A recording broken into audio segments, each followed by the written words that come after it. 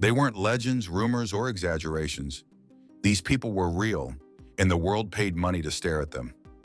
This video uncovers the true stories behind banned circus freaks, real lives caught between fame, exploitation, survival, and history. The rise of circus freak shows and public fascination. And here's where the story really begins. In the 19th century, circus freak shows weren't fringe entertainment. They were mainstream. Cities packed tents, families bought tickets, crowds lined up, not just for laughs, but for shock. People wanted to see what they'd never seen before. Something strange, something unsettling. Curiosity drove it, fear fed it, and entertainment wrapped it all together.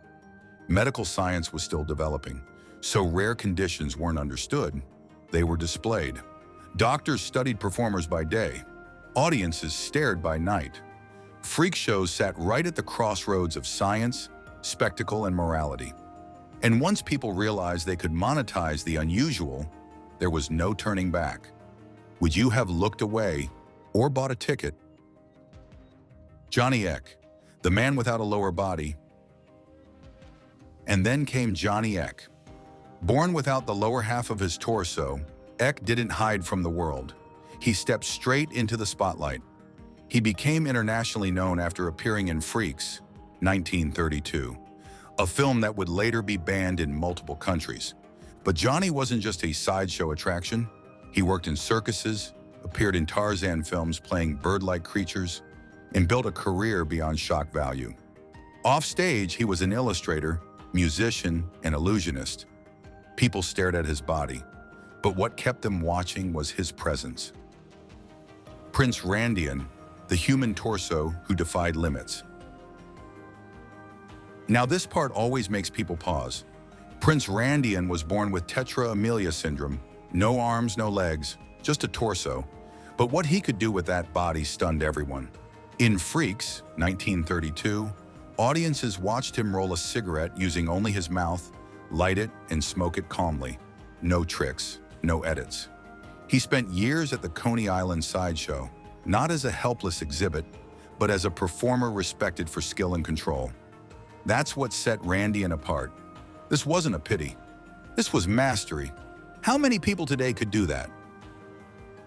Joseph Merrick, the Elephant Man. This is where the story turns heavy. Joseph Merrick, known to history as the Elephant Man, was born with severe physical deformities that isolated him from society almost immediately. He couldn't find work. He couldn't blend in. Eventually, exhibition became his only way to survive. Displayed in traveling shows, Merrick earned money, but at a cost. Stares replaced conversations. Shock replaced empathy. Was it exploitation? Absolutely. Was it also survival? Sadly, yes. Merrick's story remains one of the most tragic reminders of how thin that line really was. Ella Harper, the Camel Girl. And here's a name many forget. Ella Harper was born with a rare condition that caused her knees to bend backward, giving her a camel-like gait. Promoters ran with it. Posters exaggerated it. Crowds paid for it. At her peak, she earned $200 a week, huge money at the time. But unlike many others, Ella walked away. Young, voluntarily, she chose a quiet life over constant exposure. And in that era, that decision was rare. Myrtle Corbin, the four-legged girl. This one shocked 19th century America. Myrtle Corbin was born with two pelvises and four legs. Instead of hiding her, promoters made her famous. Crowds packed tents, newspapers spread her image everywhere. But Myrtle's story didn't follow expectations. She married at 19. I had children, built a family life. The public saw a spectacle. Reality saw a woman living fully on her own terms. That contrast alone broke people's assumptions. Frank Lentini, the man with three legs. Frank Lentini didn't just accept the circus, he owned it. Born with a partially developed parasitic twin, Lentini had three legs. Instead of being silent on stage, he leaned into showmanship. He joked, he performed, he connected. Joining the Ringling Brothers Circus, He became one of the most successful freak show performers of all time. His career lasted decades. Lentini understood something early. If they were going to look anyway, he'd control the narrative. Chang and Eng Bunker, the original Siamese twins. You've heard the term Siamese twins. This is where it comes from. Chang and Eng Bunker were born in Thailand and became global sensations in the 19th century. For years, they toured the world as living curiosities. Then something unexpected happened. They retired, settled in North Carolina. Married sisters, I had 21 children, built a farm, lived full lives off stage. Their existence shattered the idea that circus performers couldn't have normal futures, and society didn't know what to do with that. Daisy and Violet Hilton, twins raised as attractions. And this part is uncomfortable. Daisy and Violet Hilton were joined at the hip and placed into circus life before they could even speak. From age 3, their bodies were business assets. But as they grew older, they fought for independence. I learned music, I learned to dance, became full performers, not just exhibits. Their lives show both sides of the freak show era, early exploitation and later resistance. The question is, should they have ever had to fight for that freedom at all? Lucia Zarate, one of the smallest humans ever recorded. Lucia Zarate's existence alone defied belief. As an adult, she weighed under 5 pounds due to a rare form of primordial dwarfism. In the 19th century, that made her a global curiosity. She traveled internationally, displayed as one of the smallest people ever recorded. Audiences stared in disbelief, trying to process what they were seeing. It wasn't just fascination, it was disbelief mixed with silence. Because some realities don't feel real until they're right in front of you. Princess Pauline Musters, the smallest woman of the 19th century. Princess Pauline Musters stood just about 17 inches tall. Europe couldn't get enough of her. The royal courts invited her. Posters celebrated her. Cameras followed her. But fame was fragile. She died young, before the world ever questioned the ethics of her exposure. Today, she stands as a symbol of how quickly fascination can fade and how little protection existed back then. Fannie Mills, the Ohio Bigfoot Girl. Fannie Mills suffered from Milroy disease, a rare condition that caused abnormal growth in her legs and feet. Promoters turned that condition into a headline. Her family traveled with her. Crowds followed. At a time when medicine had few answers, her body became a mystery that people paid to examine. And she became another example of how illness, curiosity, and commerce collided under circus tents. Mike the Headless Chicken, a living oddity. Yes, this one actually happened.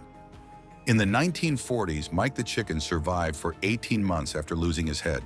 Fed through special methods, he became a traveling attraction. People didn't just stare, they studied. Scientists observed. Audiences lined up. This wasn't cruelty for shock alone.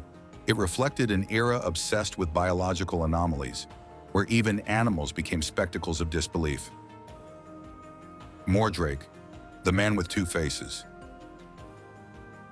Now here's where reality blurs with legend.